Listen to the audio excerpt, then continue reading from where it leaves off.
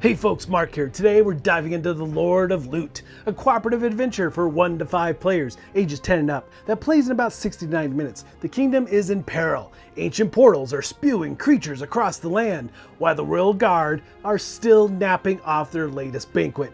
So it falls to you and your band of heroes to rise, complete daring quests, and maybe pocket some shiny loot along the way.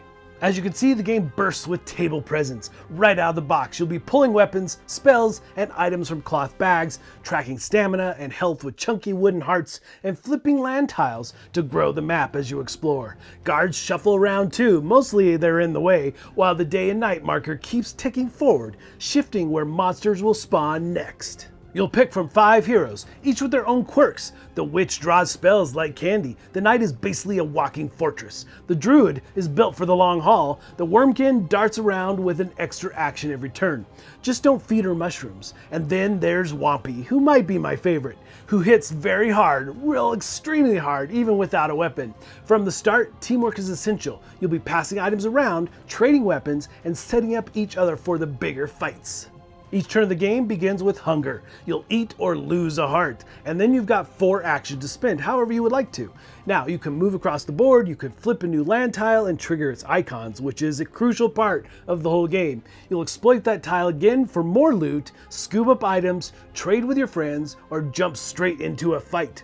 Exploration is a big part of the fun. One tile might drop food and potions, another might give you the spells you've been hunting for, and when a bag draw comes through at just the right time, it feels like the kingdom is finally on your side. So as an example, Wampy, again, might be my favorite, might start his turn hungry. Well, actually he will start hungry, and he'll scarf down a food token so he doesn't lose a heart.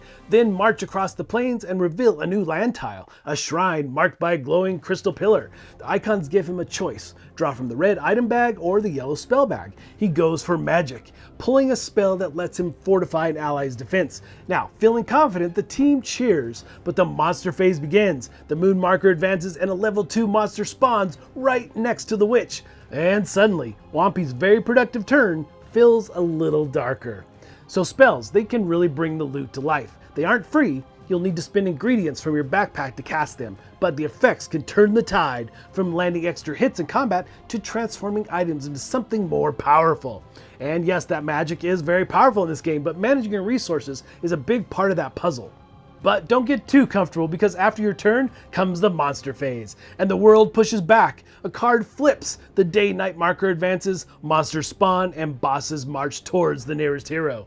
Sometimes they even drop loot before swinging at you, which is both terrifying and oddly generous. The monster deck is the heartbeat of the game. Every shuffle adds stronger red cards, and if you need to draw when none remain, the kingdom falls. So I'm sure you're wondering about combat. It is quick and dice driven. You roll orange dice to attack and blue dice to defend. It's very straightforward. While monsters and bosses roll violet dice equal to their level. Swords clash against shields, wounds stack up, and victory often spills loot onto the field. As you fight tougher enemies, you'll level up, swapping out wood for iron and eventually golden weapons. And trust me, you'll need those golden blades for the final showdown.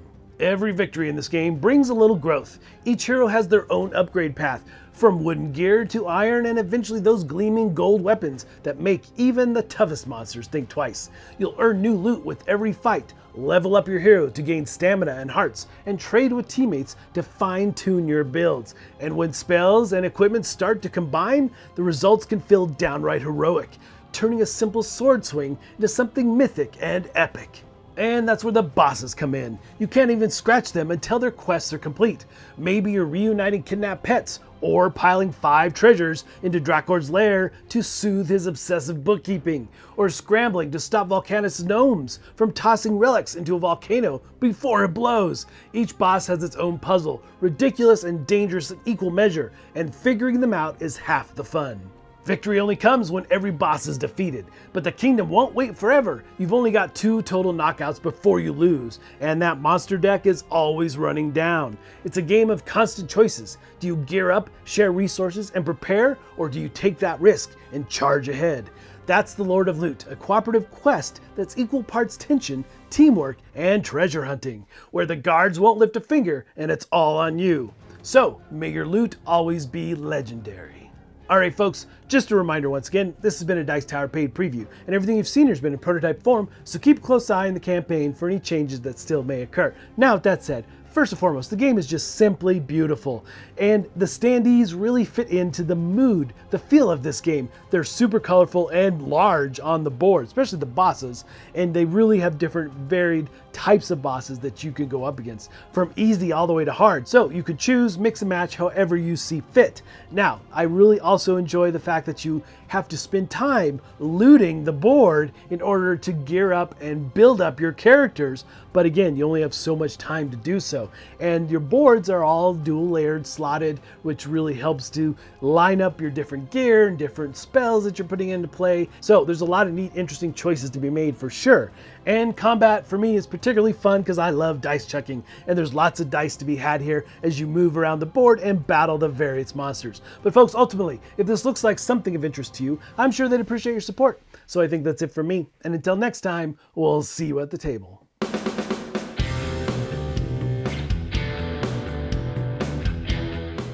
Hey everybody, thanks for watching this video. If you like this review or whatever you just watched, wasn't it amazing? Check out our channel, Dice Tower. We have all kinds of things. We review games, we do top 10s, we play games live. It's all about board games, but especially the people who play them. Check out Dice Tower YouTube channel.